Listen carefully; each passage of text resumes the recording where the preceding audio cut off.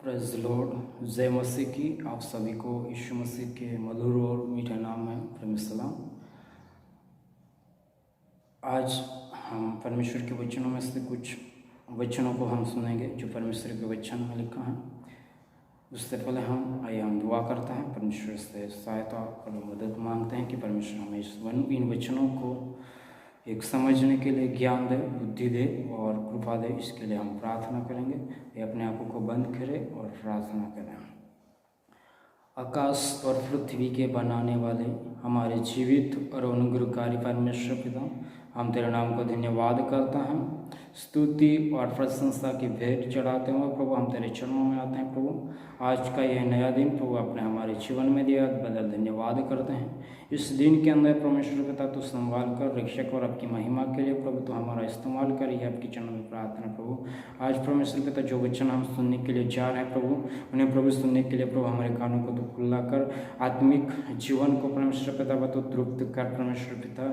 जैसे परमेश्वर पिता वचन को हम ग्रहण करेंगे प्रभु, उस वचन के अनुसार परमेश्वर पिता हमें जीवन जीने के लिए पवित्र आत्मा के जरिए प्रभु कृपा कर प्रभु। प्रार्थना करता हूँ प्रभु आज ये प्रभु वचन जितने भी लोग सुनेंगे प्रभु जी, परमेश्वर पिता उन्हें प्रभु इस वचन के जरिए प्रभु तो आशीर्वादित कर। ये वचन प्रभु सुनने वालों के लिए परमेश्वर पिता उनके लिए प्रभु एक जीवन में आशीर्वाद का कारण बनने पाए प्रभु। आज का ये वचन प्रभु ईश्वर पिता मैं आपके हाथ में समर्पित करते हुए यीशु मसीह आपके मधुर और मीठे नाम से दुआ मांगते हैं, आमीन।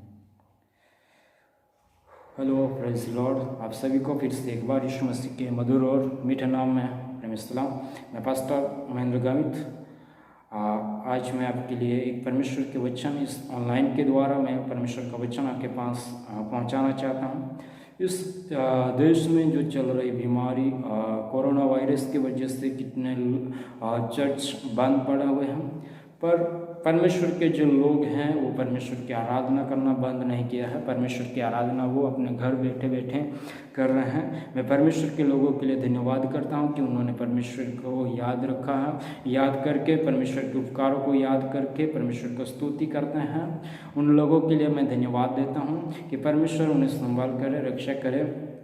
उस परिस्थिति के अनुसार मैं आज आपके लिए एक विषय के अनुसार बात करूंगा। मेरा आज विषय वचन का जो मैसेज है उसका टॉपिक है परमेश्वर हर एक परिस्थिति में से हमें बचाता है या संभालता है। इस टॉपिक के अनुसार हम परमेश्वर का वचन देखेंगे। जब भी हम किसी समस्या या विपत्ति में होते हैं तो परमेश्वर हमें उस परिस्थिति से निकाल लेता है और हमें गिरने से पहले संभालता है। परमेश्वर का वचन है कि जब हम किसी भी समस्या में या विपत्ति में होते हैं तो परमेश्वर हमें उस परिस्थिति में रहने नहीं देता, पर उस परिस्थिति से हमें बाहर निकालता है। क्योंकि परमेश्वर के वचन में लिखा है कि मेरे लोग जब मुझे पुकारेंगे मैं उनकी सुनूंगा और उनकी स्तुति लूँगा। जब हम इसके लिए हम वचन देखेंगे भजन संहिता की किताब उसका 145 अध्याय और उसका 14 वचन हम जब पढ़ते हैं, भजन संहिता उसका 145 और 14 वचन जब हम पढ़ते हैं तो उसमें लिखा है, यहोवा सब गिरते हुए को संभालता है और सब झुके हुए को सीधा खड़ा करता है। ये वचन हमें भजन संहिता 145 और 14 में मिलता है। वचन में लिखा है कि दाऊद राजा ऐसा लिखता है कि जब हम गिरते हैं तो परमेश्वर हमें संभालता है और सब झुके हुए को वो सीधा खड़ा करता है। आज ये वचन हमारे लिए है। यहोवा कहता है कि जब हम गिरते हैं तो परमेश्वर हमें संभालता है। जब हम परिस्थिति में मिलते हैं या विपत्ति में पड़ जाते हैं, समस्या में, मुश्किल में जब हमारा जीवन व्यतीत करते हैं तो परमेश्वर वचन कहता है कि वो हमें संभालता है। परमेश्वर हमें उनके हाथों से संभालता है। क्योंकि परमेश्वर के वचन में लिखा है कि दूध पिलाने वाली माता अगर भूल जाए पर मैं आपको कभी नहीं भूलूंगा। परमेश्वर का वचन हमें कहता है और उस वचन के अनुसार परमेश्वर हमें कभी भूलता नहीं, परमेश्वर हमें कभी त्यागता नहीं, क्योंकि उसके वचन के अनुसार हमें वो संभालता है। पर मनुष्य एक भूलने वाला मनुष्य है, हमेशा परमेश्वर नहीं भूलता, पर हमेशा के लिए मनुष्य परमेश्वर को भूल जाता है और परमेश्वर से दूर हो जाता है। इसके लिए हमारे जीवन में समस्या आती है, एक जीवन के अंदर परिस्थिति वो खराब हो जाती है, कारण हम परमेश्वर को छोड़ देते हैं। पर परमेश्वर के वचन में लिखा है कि जब हम गिर जाते हैं तो परमेश्वर हमें संभालता है। जब हम झुक जाते हैं, झुके हुए को परमेश्वर सीधा खड़ा करने के लिए एक सहायता करता है, मदद करता है, खड़ा करता है। परमेश्वर के वचन में लिखा है। हम अच्छा आगे देखते हैं, लेकिन पर हम जब अपनी बुद्धि लगाकर काम करना चाहते हैं तब हम मार खाते हैं, या अंत में जब हमारी बुद्धि का हम इस्तेमाल करते हैं उस समय में हम अंत में एक निराशा को महसूस करते हैं, निराशा ही मिलती है। क्योंकि परमेश्वर के वचन में लिखा है कि जब आप आत्मा के चलाए हुए चलते हैं तो आपके काम सफल होते हैं। आत्मा के जरिए, आत्मा की अगुवाई के अनुसार जब हम काम करते हैं तो उस काम को परमेश्वर सफल करता है। पर जब हम हमारी बुद्धि के द्वारा हम काम करते हैं तो हमें उस काम में हमें निराशा ही मिलते हैं। इसलिए जब भी हम कुछ काम करने के लिए आगे बढ़ें तो सबसे पहले परमेश्वर को उस काम को परमेश्वर के हाथ में देना है और परमेश्वर के धन्यवाद करते हैं, स्तुति करते हुए हम परमेश्वर का वचन को के जरिए, वचन के आधार पर उस काम में हमें आगे बढ़ना है। जब हम ज़रूरत है कि आज हम विश्वास करें, प्रभु तो सब कुछ करने वाला है, हमें परमेश्वर को अपनी सहायता के लिए पुकारे, वो हमें कभी भी लज्जित नहीं होने देगा। जब हमारी ज़रूरत है उस समय पे नहीं, पर परमेश्वर हमारी ज़रूरत को पूरा करता है, उस समय भी परमेश्वर की स्तुति करना है, परमेश्वर का धन्यवाद करना है। और जब हमें ज़रूरत है कुछ बातों को तब हम परमेश्वर को पुकारना है, क्योंकि परमेश्वर के वचन में लिखा है मेरे लोग कभी लज्जित नहीं होंगे। यिर्मयाह का 33:3 वचन जब हम पढ़ते हैं तो उसमें लिखा है कि कठिन में से कठिन बात मैं तुझे समझाऊंगा, मैं तुझे बताऊंगा, तू मुझे पुकार, जो बातें तू नहीं समझता वो बातें मैं तुझे समझाऊंगा, जो बातें तू नहीं सीखा उन बातों को मैं सिखाऊंगा। परमेश्वर के वचन में लिखा है और उस वचन के अनुसार परमेश्वर हमें हर एक बातों को समझने के लिए वो ज्ञान प्रदान करता है। हर एक बातों को समझने के लिए पवित्र आत्मा के जरिए वो मार्गदर्शन करता है। इसलिए परमेश्वर के वचन में लिखा है कि हमारी परिस्थिति जो भी है उसमें परमेश्वर का धन्यवाद करना है, परमेश्वर की स्तुति करना है। परमेश्वर के वचन में लिखा है वो कभी उनके लोगों को लज्जित नहीं होने देगा, और वो वायदों का एक पक्का परमेश्वर है, उसके वायदों को वो पूरा करने वाला परमेश्वर है, उसके वायदे के अनुसार वो काम करता है। हम परमेश्वर की आज्ञा के अनुसार चलना है, परमेश्वर को जीवन समर्पित करना है और परमेश्वर के वचन के जरिए वचन को समझकर हमारे जीवन को जीना है। हम दूसरा और एक वचन देखेंगे जो भजन संहिता का 37 का भजन संहिता का हम देखेंगे 37 का 19 वचन में जब हम देखते हैं तो वहाँ पर लिखा है कि विपत्ति के समय उनकी आशा न टूटेगी। परमेश्वर के वचन में लिखा है कि जब हम विपत्ति में पड़ते हैं तो जो परमेश्वर भरोसा रखते हैं, परमेश्वर के आत्मा के जरिए जो लोग चलते हैं उन्हें परमेश्वर कहता है कि कोई भी विपत्ति आएगी, कोई भी परिस्थिति आएगी, उसमें से परमेश्वर उनकी आशा को न टूटने देगा। और आगे हम देखते हैं तो उसमें लिखा है और वे लज्जित न होंगे और अकाल के दिनों में वे तृप्त रहेंगे। परमेश्वर के वचन में लिखा है कि न वे लज्जित होंगे और अकाल के दिनों में वे तृप्त रहेंगे। परमेश्वर के वचन में लिखा है और उसके वचन के अनुसार वो करता है। परमेश्वर के वचन में लिखा है कि जब कनान में अकाल पड़ा तो परमेश्वर ने याकूब और उसके परिवार के लिए योजना किया और उसको मिस्र देश में लेके गया, और उनके लिए मिस्र देश में परमेश्वर ने शायद एक खाने के लिए उनको तृप्त करने के लिए परमेश्वर ने एक मार्ग को तैयार किया यूसुफ के जरिए। उसी द्वारा जब हम परिस्थिति में हैं या मुश्किल में हैं या संकट में हैं, परमेश्वर हमारे लिए मार्गों को तैयार करता है। परमेश्वर हमारे लिए एक लोगों को तैयार करता है कि वो हमारी मदद करे, हमारी सहायता करे। परमेश्वर के वचन में लिखा है कि परमेश्वर के लोग विपत्ति में रहेंगे, उसमें भी उनकी आशा न टूटेगी, न वे लज्जित होंगे और अकाल के दिनों में वे तृप्त रहेंगे। परमेश्वर के वचन में लिखा है कि अकाल के दिनों में वे तृप्त रहेंगे। जब सरापत की विधवा के बारे में उस कहानी को हम देखते हैं कि वहाँ पर 3 साल तक दुष्काल या अकाल पड़ा था, उस समय में परमेश्वर की लोगों की सेवा, परमेश्वर के भक्त की सेवा करने से उस विधवा के घर में एक कुपी का तेल और थोड़ा सा जो कुछ रोटी थी उसके जरिए परमेश्वर ने वहाँ पर एक चमत्कार किया।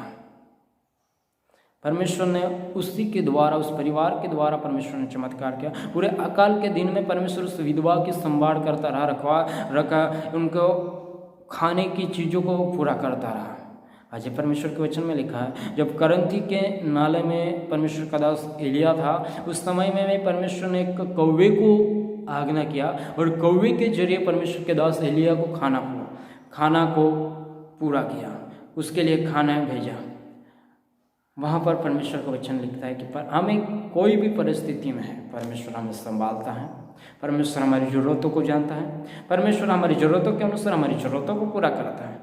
इसलिए परमेश्वर का वचन कहता है कि जब दाऊद जो कि इजराइल का राजा था, इजराइल का राजा होकर आनंदित और मग्न होकर नाचता हुआ परमेश्वर के भवन में जाता है, क्योंकि वहाँ पर उसको शांति मिलती है। ये हमारे लिए एक नमूना है। दाऊद राजा था, फिर भी परमेश्वर की स्तुति करता था, परमेश्वर की आराधना करता था। वचन में लिखा है कि जब दाऊद राजा था तब भी परमेश्वर के भवन में जाता था, क्योंकि परमेश्वर के भवन में उसको आनंद मिलता था, परमेश्वर के भवन में उसको शांति मिलती थी, परमेश्वर के भवन में वो एक खुशी महसूस करता था। मेरे प्रिय भाई बहनों, जो लोग मेरी इस वचन को देख रहे हैं उनके लिए मैं कहना चाहता हूँ कि परमेश्वर की हाजिरी में, परमेश्वर के चरणों में एक आनंद है, परमेश्वर के चरणों में एक खुशी और आनंद मिलता है। जो दुनिया खुशी और आनंद देती है उसके जरिए नहीं, उसके जैसा आनंद और शांति नहीं, पर परमेश्वर के पास ऐसा आनंद है, परमेश्वर के पास ऐसा एक खुशी और शांति है जो अनंतकालिक टिकने वाला है। उस आनंद की खोज में रहें हम, उस शांति की खोज में हमें रहना चाहिए। इसलिए हमें भी जीवन की हर परिस्थिति में परमेश्वर को स्मरण करके अपने कार्य को करना चाहिए। हमारे जीवनों में परमेश्वर को स्थान देना चाहिए, परमेश्वर का आभार मानना चाहिए, परमेश्वर की स्तुति करना चाहिए, क्योंकि परमेश्वर आशीष देने वाला परमेश्वर है। जब दाऊद के पास समस्या आई तो वो कहता है कि मैं परमेश्वर के पास गया और उसने मेरी सुन ली और कहा कि डर मत, तेरे साथ मैं हूँ। परमेश्वर कहता है कि जो भी समस्या आती है उसमें तो समस्या से तो डर मत, परमेश्वर कहता है मैं तेरे साथ हूँ। परमेश्वर के यशायाह भविष्यवक्ता की किताब में लिखा है कि तू इधर उधर मत ताक, मैं तुझे तेरा हाथ पकड़ के चलाऊंगा, मैं तुझे सहायता करूंगा। वचन देखते हैं हम भजन संहिता 34 का 4 वचन, 34 का 4 वचन में हम देखते हैं, वहाँ पर परमेश्वर के वचन में इस प्रकार लिखा है, मैं यहोवा के पास गया तब उसने मेरी सुन ली और मुझे पूरी रीति से निर्भय किया। आज मेरे प्रिय भाई बहनों, परमेश्वर का वचन कहता है कि जब हम कोई परिस्थिति में पड़ते हैं या कोई विपत्ति में हमारा जीवन हम गुजार करते हैं, समस्या में हमारा जीवन जीते हैं, तो परमेश्वर के वचन में लिखा है कि तुम मेरे पास आओ, मुझसे मांगो, मैं तुम्हें दूंगा। परमेश्वर के वचन में लिखा मत्ती की किताब में वहाँ पे लिखा है कि मांगोगे तो तुम्हें मिलेगा, ढूंढो तो तुम पाओगे, खटखटाओ तो तुम्हारे लिए खोला जाएगा। और वो वायदे का पक्का है। उसके वचन के अनुसार परमेश्वर के वचन में लिखा है कि परमेश्वर का वचन कभी भी उसका खाना या मात्रा नहीं फैला होगा। उस वचन के अनुसार परमेश्वर के वचन में लिखा है कि जब हम परमेश्वर के पास जाते हैं तो वो हमारी सुनता है और वो हमें पूरी रीति से आज़ाद करता है, पूरी रीति से निर्भय करता है। कि परमेश्वर हमारे जीवन को बदलने वाला परमेश्वर। आज यही बात परमेश्वर हमसे कहता है कि किसी भी बात की चिंता मत करो, वो हमें कभी गिरने नहीं देगा। बस परमेश्वर को अपने जीवन में पहला स्थान। आज इस पूरे देश में या पूरे विश्व के अंदर एक जैविक महामारी कोरोना नाम का विषाणु से लोग परेशान है। इस बीमारी से छूटने के लिए कोई इलाज अभी तक नहीं मिला है। इस वायरस पर विजय करने के लिए अभी तक भी इलाज नहीं मिला, पर परमेश्वर के वचन में लिखा है हर एक बीमारी का इलाज परमेश्वर के पास है। जो भी विश्वास करते हैं उन्हें परमेश्वर बचाएगा। जो भी परमेश्वर के पास जाता है परमेश्वर उनकी सुनेगा और परमेश्वर उनको विपत्ति से बचाएगा। मैं प्रार्थना करता हूँ कि ये वचन आपके लिए एक आशीर्वाद के कारण बनेंगे। मेरे शब्द आपके लिए एक आशीर्वाद का कारण बनेंगे। मेरे प्रिय भाई बहनों, आप जहाँ पे भी है वहीं पर परमेश्वर का धन्यवाद करें, परमेश्वर की स्तुति करें, क्योंकि परमेश्वर के वचन में लिखा है कि परमेश्वर मनुष्य के बनाए हुए भवन में नहीं रहता है, पर वो हमारे शरीर में रहता है। परमेश्वर के बनाए हुए भवन में रहता है, मतलब हमारे शरीर में रहता है। हमारे शरीर को पवित्र रखना है। ये हमारा शरीर परमेश्वर का मंदिर है और इसमें परमेश्वर वास करता है, क्योंकि परमेश्वर की ओर से आया हुआ परमेश्वर का आत्मा हमारे जीवन में है और वही आत्मा परमेश्वर है। वही आत्मा के साथ परमेश्वर बात करता है। इसलिए मेरे प्रिय भाई बहनों, जितने भी लोग मेरे वचन को सुन रहे हैं, मेरी बातों को सुन रहे हैं, मेरे संदेश को सुन रहे हैं, उनके लिए मैं कहना चाहता हूँ कि आप जहीं पे हैं वहीं पे रहें और परमेश्वर का धन्यवाद करें। जो भी परिस्थिति में है उस परिस्थिति में परमेश्वर का धन्यवाद करना चाहिए, क्योंकि जो परिस्थिति में उस परिस्थिति हम जब परमेश्वर का धन्यवाद करते हैं परमेश्वर हमारी सुनता है और परमेश्वर हमें बचाता है, परमेश्वर हमें चलाता है और आगे बढ़ने के लिए परमेश्वर हमें सहायता करता है। परमेश्वर के वचन के जरिए हमें वो इस्तेमाल करता है। हम चिंता करते हैं कि हम क्या खाएंगे, हम क्या पिएंगे, कैसे रहेंगे, क्या करेंगे, क्या पहनेंगे, पर परमेश्वर के वचन में लिखा है कि आकाश में उड़ते हुए पक्षियों को देखो, उनको मैं कैसे खिलाता हूँ। ना वो तो बोते हैं, ना तो वो काटते हैं, ना भंडार में इकट्ठा करते हैं, फिर भी उनको मैं तृप्त करता हूँ। तो क्या मैं तुमको तृप्त नहीं करूँगा? परमेश्वर के वचन में लिखा है। मेरे प्रिय भाई बहनों, वो हमें तृप्त करने वाला परमेश्वर है, हमारी ज़रूरतों को जानने वाला परमेश्वर है। हमें वो तृप्त करेगा, हमारी ज़रूरतों को वो पूरा करेगा। आज का वचन हमारे लिए एक आशीर्वाद का कारण होने पाए। इस वचन के जरिए प्रभु आप सभी को, जिन्होंने मेरे वचन को सुना है और सुनने वाले हैं, उन सभी को ये वचन के जरिए परमेश्वर आशीर्वादित करें। आइए हम दुआ करते हैं। अपनी आंखों को बंद करें और परमेश्वर का धन्यवाद करें। आकाश और पृथ्वी के बनाने वाले हमारे जीवित और अनुग्रहकारी परमेश्वर पिता, हम तेरे नाम का धन्यवाद करते हैं। स्तुति और प्रशंसा की भेंट चढ़ाते हुए प्रभु हम तेरे चरणों में आते हैं। प्रभु तेरे वचन में लिखा है कि तुम मेरे पास आओ, मैं आपकी सुनूंगा, हर एक परिस्थिति में से मैं आपको बचाऊंगा। वचन में लिखा है कि मेरे लोग कभी लज्जित नहीं होंगे। प्रभु उस वचन के जरिए प्रभु तो हमें संभाल कर, हमारे परिस्थिति में से हमें तुझ संभाल कर प्रभु मैं प्रार्थना करता हूँ। प्रभु तेरे दास होने के नाते परमेश्वर पिता, आज परमेश्वर पिता इस जग विश्व भर में चल रही एक कोरोना की महामारी से परमेश्वर पिता तेरे लोगों को तो संभाल कर, परमेश्वर पिता तेरे लोग जितने भी है प्रभु ने प्रभु तो कृपा कर, देश के हर एक लोगों के ऊपर प्रभु तो दया कर। परमेश्वर पिता इस बीमारी से प्रभु जी लड़ने के लिए प्रभु जो डॉक्टर वैज्ञानिक लोग दवा की खोज कर रहे हैं, उन्हें परमेश्वर पिता पवित्र आत्मा के जरिए प्रभु तो कृपा कर, उनके जीवन में काम कर। परमेश्वर पिता योग्य समय में परमेश्वर पिता वैज्ञानिक डॉक्टरों के जीवन में काम कर, योग्य समय में प्रभु दवा को तैयार कर सके और प्रभु तेरे लोगों को बचा सके, इस देश को बचा सके। प्रभु प्रार्थना करता हूँ प्रभु ये वचन सुनने वालों के हृदय को सीध जाए। प्रभु ये वचन के जरिए प्रभु सुनने वालों के परमेश्वर पिता जीवन में बदलाव आए। आज परमेश्वर पिता मेरे वचन जितने भी सुना उनके लिए प्रभु प्रार्थना करता हूँ। जो भी बीमार होंगे परमेश्वर पिता उनकी बीमारी को तू जानता है। परमेश्वर पिता हर एक बीमारी से परमेश्वर पिता तू सुड़ा और संभाल कर रक्षा कर प्रभु, आरोग्य दे और चंगा दे, छुटकारा दे। आपकी सेवका के लिए प्रभु ने तू इस्तेमाल कर प्रभु, मेरा जीवन, मेरे परिवार का जीवन प्रभु, इस वचन को सुनने वाले सभी भाई बहनों का जीवन प्रभु, इस ऑनलाइन मैसेज के द्वारा लोगों को तो आशीर्वादित कर प्रभु, ऑनलाइन मैसेज के द्वारा परमेश्वर पे तेरी महिमा प्रकट होने पाए।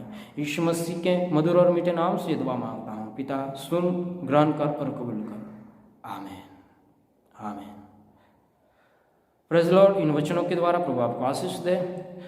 हमारे लिए और हमारे परिवार के लिए प्रार्थना करें और ऐसे वचनों को आपके पास पहुंचाने के लिए परमेश्वर हमें सहायता करे, कृपा करे। इसके लिए हम आप हमारे लिए प्रार्थना करें कि आने वाले दिनों में और भी परमेश्वर के पवित्र वचन आपके पास पहुंचा सके। और ये वचन आपको कैसे लगा और इस वचन के ज़रिए आपको क्या सीखने के लिए मिला और इस वचन के ज़रिए आपके जीवन में कोई क्या नया हुआ, वो सब बातें कमेंट बॉक्स में कमेंट करके हमें जान करें कि हम जान सके कि हमारे वचनों के द्वारा कितने लोग आशीषित पाएँ। और वचन के द्वारा बोलने में कुछ भी भूल हुआ हो तो क्षमा करें और किन बातों को सुधारने के लिए हमें ज़रूरत है, कैसे इस मैसेज को हम रिकॉर्डिंग करें और कैसे आपके पास पहुँचे, इसके लिए भी हम कमेंट करें, ज़रूर बताइए। इन प्रभु में आपका भाई पास्टर महेंद्र गावित और उसके परिवार के द्वारा आप सभी की सलामत की प्रार्थना रहेगी। आप भी हमारे लिए प्रार्थना करें। प्रभु आपको आशीषित करे। आमीन।